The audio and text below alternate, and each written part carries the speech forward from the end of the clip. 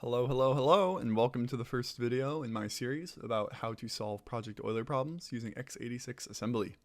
So the first Project Euler problem is about finding the multiples of 3 and 5 that are less than 1,000.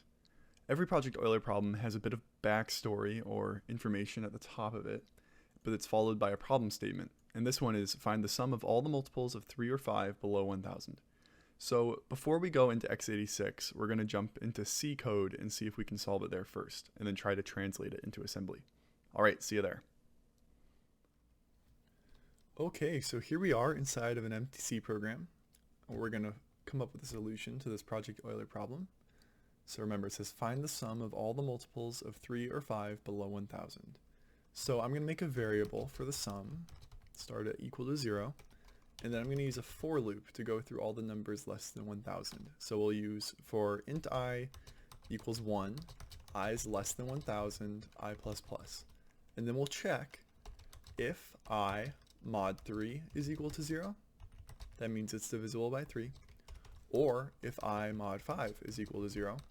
So in either instance, we're going to add I to the sum. Now this whole loop will run, and at the end, we will print out the sum using printf and a new line character, and that will print the sum. I'm not actually going to run this because I don't want to spoil the answer. You need to code it yourself and run it, but this is how I would do it in C. So let's jump into assembly and see how we would do it there. Alright, so here we are in our new assembly program. I've written a few lines. We have two sections here. This bottom section is our actual main function that we're going to write. And then this top function is a bit of code that we need for using printf later. It's the string that goes inside of printf that you use to print a number. Okay, so let's jump right in. We need two variables. If you remember from our C program, we have int sum and int I. So we need two registers to represent these variables in assembly. So we're going to use RDI and RSI for this purpose. So for sum, we will use RDI. So we'll move 0 into RDI. Here, let me just fix this formatting quick. There we go. And then for I, we will use RSI. So we'll move 1 into RSI. Also, I am using the AT&T syntax for assembly here. There's other syntax, but this is the one I like and the one I know, so that's what we're going to use. So now we can move on to our main loop. So since we have our two variables initialized, we're going to use labels and jump statements for this purpose, since there are no for loops or while loops in assembly. We'll make a label called main loop. Since we only have one loop, we can just call it main loop. It's easy enough. And inside this loop, we need to check divisibility of 3 and divisibility of 5 for our number. And up here for RDI, I'm going to label this sum. I'm going to label RSI as I so that we don't forget, because it's easy to forget what your registers are in assembly. So in order to check for divisibility, we're going to use the divide function in assembly, idivq. So we're going to check 3 first. So we're going to move the number 3 into RBX, a register, and we're going to move I, which is RSI, into RAX, because RAX is the register that you use for division in assembly. And then we're going to use this assembly code CQTO, which sets up registers for division. And then we're going to run idivq, which is the division instruction using RBX. So what this does is we moved I into RAX, and then we divided RAX by RBX using idivq. The result of this ends up in RAX, and the remainder goes to RDX, which is perfect for us, because now what we can do is we can compare RDX to 0, and if it's equal, so if RDX is equal to 0, we will jump down to a label called was equal, which we have not, or was divisible, we'll say. We haven't made this label yet, but we will right now. So we will make a label called was divisible, and we'll just leave it there for now.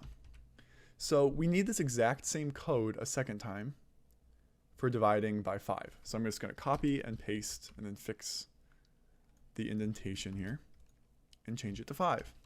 So far what we have here is if it was divisible by 3, jump to was divisible. Otherwise, check if it's divisible by 5. If it's divisible by 5, jump to was divisible as well.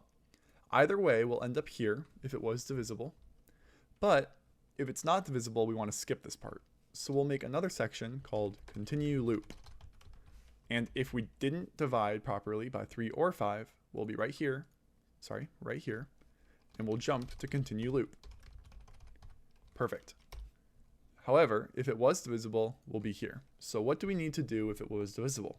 Well, we need to add I to sum, since we're counting up all the numbers less than 1,000. So remember, I is an RSI and sum is an RDI. So we're going to add RSI to RDI. Okay. So we'll add RSI into RDI. Then we'll go to our continue loop. That's all we need for was divisible. In our continue loop part, we're going to add 1 to RSI. Since it's in the for loop, we need to add 1 at the end. Then we're going to compare RSI to 1,000. If RSI is still less than 1,000, we want to jump back up to the top to our main loop and do it again. So jump if less than to main loop, just like that. Otherwise, we're going to fall through all the way back out to here. And now we're ready to wrap up our code. So the main logic of the code is right here. I'll zoom out a little bit so you can see it all. This main loop part. And once we get to the end of that, we need to print out our result. Now, using print in assembly is a little more difficult than in C. Printf, that is. So up here, when we have .global main, we're going to add .global printf. Here, I can zoom back in a little bit. There we go. So since we've added printf, we can now use it in our code, but we have to set it up properly. So back down here at the very end, what we're going to do is we're going to move RDI into RSI. Remember, RDI was our sum. We don't care about I anymore, so we're just reusing RSI for the purposes of printf. So RDI is our sum. It is now inside of RSI. Then what we're going to do is we're going to push Q RDI and then pop Q RDI down here. The reason we're doing this is because we're about to call a function and we need to align the stack. Is a rule. If you don't do this, you can end up with segmentation faults. So it doesn't actually matter which register we push as long as we push one. So what we're going to do is we're going to push RDI, and now we need to finish up with our printf by moving 0 into RAX, sorry. And then what we're going to do is we're going to make use of this thing from earlier, this little data section. We're going to use the assembly instruction LEAQ, load effective address, and then type this digit at RIP into RDI. What this does is it loads that little string or an address of that string into the register RDI. So this is the first argument to printf, is the address of that string. The second argument is our sum, RSI, just like it would be in C. Then what we can do is we can call printf, and this will finish it up. And now it'll print out exactly what we would expect. Then the pop happens, which realigns the stack. And then this last bit at the end moves 0 into RAX, and then returns. And this finishes up our code. You can see it's a heck of a lot more code than our C version, but it does exactly the same thing.